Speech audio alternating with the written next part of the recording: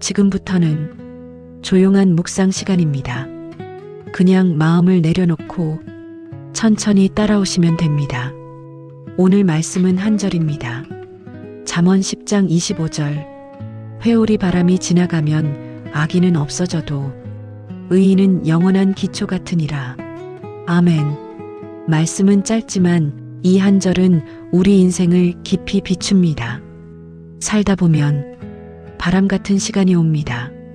갑자기 불어오는 바람, 내 마음을 흔드는 바람, 내 집을 흔드는 바람, 내 몸을 흔드는 바람. 오늘 우리는 그 바람 앞에서 나는 어떤 사람으로 서 있을지 조용히 생각해 보겠습니다. 1. 인생에는 회오리 바람이 옵니다. 회오리 바람은 예고 없이 옵니다. 하루는 평범했습니다. 어제까지 괜찮았습니다.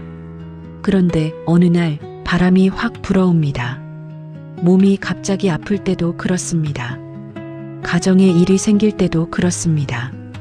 사람 관계가 흔들릴 때도 그렇습니다. 그리고 더 무서운 건 바람이 불 때 내 마음이 함께 흔들린다는 것입니다. 왜 나에게? 왜 지금? 이제는 끝인가? 이런 생각이 바람처럼 몰아칩니다. 하지만 성경은 말합니다. 바람이 분다고 다 같은 결말을 맞는 것은 아니라고요. 바람이 지나간 뒤 어떤 사람은 없어지고 어떤 사람은 남는다고요. 똑같이 바람을 맞아도 한 사람은 무너지고 한 사람은 버텨냅니다. 그 차이는 어디에서 올까요? 오늘 말씀은 우리에게 질문합니다. 너는 없어지는 사람이 되겠느냐? 끄떡도 하지 않는 사람이 되겠느냐? 이 없어지는 사람의 모습. 성경은 바람이 지나가면 없어지는 사람이 있다고 말합니다. 여기서 없어진다는 말은 꼭 죽는다는 뜻만이 아닙니다. 마음이 사라지는 것입니다. 기쁨이 사라지고, 감사가 사라지고, 기도가 사라지고, 믿음이 사라지고, 사람이 겉으로는 살아있어도 속은 무너져버리는 것입니다. 바람 앞에서 조금씩 포기하게 됩니다. 난 원래 이런 사람이야. 내 인생은 원래 그래. 기도해도 소용없어. 말씀 들어도 변화 없어. 이렇게 마음이 내려앉는 것입니다. 사람이 지치면 이 말이 자꾸 나옵니다. 됐어. 그만해. 이제는 못해. 여러분, 없어지는 사람은 갑자기 없어지지 않습니다. 조금씩 없어집니다.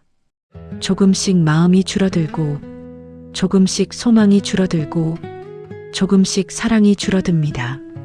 그러다가 어느 날 자기 자신도 모르게 믿음의 자리에서 멀어져 있습니다.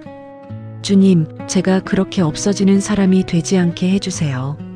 3. 끄떡도 하지 않는 사람은 어떤 사람일까요? 말씀은 말합니다. 의인은 영원한 기초 같다. 여기서 기초는 집의 바닥입니다. 보이지 않지만 집을 받쳐주는 부분입니다. 기초가 튼튼하면 집이 흔들려도 버팁니다.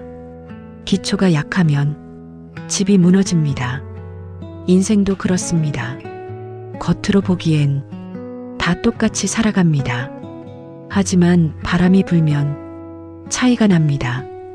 누군가는 무너지고 누군가는 버팁니다. 그렇다면 끄떡도 하지 않는 사람의 기초는 무엇일까요? 오늘 묵상은 세 가지 기초로 나누어 보겠습니다. 말씀이 들리는 기초, 하나님께 가까이 가는 기초, 상처가 별이 되는 기초. 1. 첫 번째 기초는 말씀이 들리는 사람입니다. 고난이 오면 사람은 두 가지 중 하나가 됩니다. 말씀이 안 들리는 사람, 말씀이 들리는 사람. 말씀이 들린다는 것은 귀로만 듣는 게 아닙니다. 마음으로 들어오는 것입니다. 아, 이 말씀이 내 이야기구나. 주님이 지금 나에게 말씀하시는구나. 이렇게 말씀이 내 안에서 살아나는 것입니다. 여러분, 말씀이 많아도 내 마음에 들어오지 않으면 위로가 되지 않습니다. 말씀을 들어도 그냥 지나가면 그날뿐입니다. 하지만 한 문장이라도 마음에 들어오면 그 문장이 사람을 살립니다. 바람이 불 때, 내 마음이 무너질 때, 그때 말씀이 들리면 사람이 버팁니다. 말씀이 들리면 한숨이 기도로 바뀝니다. 말씀이 들리면 원망이 멈추고 마음이 가라앉습니다. 말씀이 들리면 끝이다라는 생각이 아직 아니다로 바뀝니다. 오늘 이렇게 고백해 보겠습니다. 주님, 제가 힘들 때 말씀이 들리게 해주세요. 제가 지칠 때 말씀이 작게라도 들리게 해주세요. 여러분, 우리가 평안할 때는 말씀이 잘 안 들릴 때가 있습니다. 바쁘고 할 일이 많고 마음이 들떠 있으면 말씀이 스쳐갑니다. 그런데 이상하게도 바람이 불면 말씀이 크게 들릴 때가 있습니다. 그때가 은혜의 시간일 수 있습니다. 바람이 나쁘기만 한 게 아니라 말씀을 붙잡게 하는 시간이 될 수 있습니다. 주님, 바람 속에서도 제가 말씀을 놓치지 않게 해주세요. 이 두 번째 기초는 고난 속에서 하나님께 더 가까이 가는 사람입니다. 바람이 불면 사람은 멀어지기 쉽습니다. 하나님이 정말 계실까? 왜 나를 그냥 두실까? 이런 생각이 들 때가 있습니다. 하지만 성경은 다른 길을 보여줍니다. 바람이 불 때 하나님께 더 가까이 가는 길입니다. 그 길은 아주 단순합니다. 부르라. 힘들면 하나님을 부르라는 것입니다. 주님, 이 한마디면 됩니다. 말이 길지 않아도 됩니다. 기도를 잘 못해도 됩니다. 그냥 부르기만 하면 됩니다. 여러분, 고난이 오면 우리는 더 솔직해집니다. 더 진짜가 됩니다. 가면을 쓰지 못합니다. 그래서 고난은 하나님께 더 가까이 갈 기회가 되기도 합니다.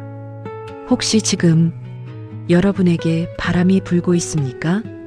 그렇다면 오늘은 이렇게만 해도 됩니다. 주님, 저 여기 있습니다. 주님, 저 좀 도와주세요. 주님, 제가 너무 지칩니다. 이 기도가 하늘에 닿습니다.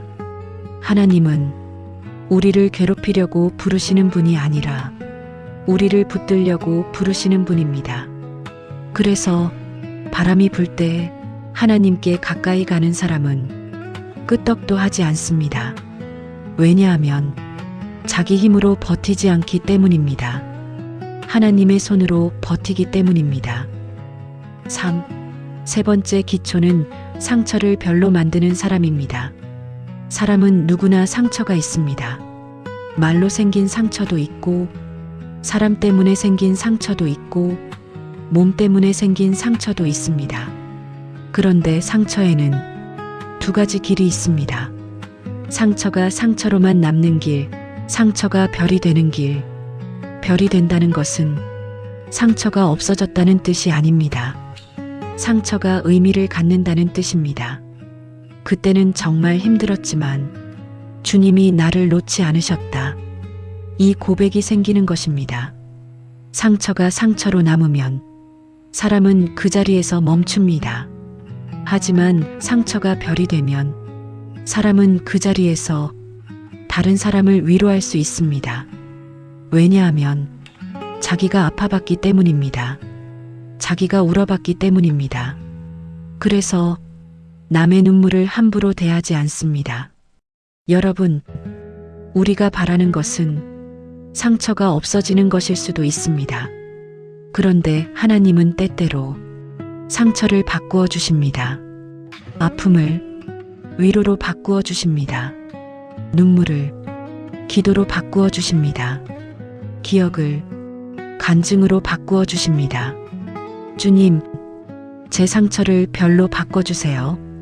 제가 이 상처에 묶여서 없어지는 사람이 되지 않게 해주세요.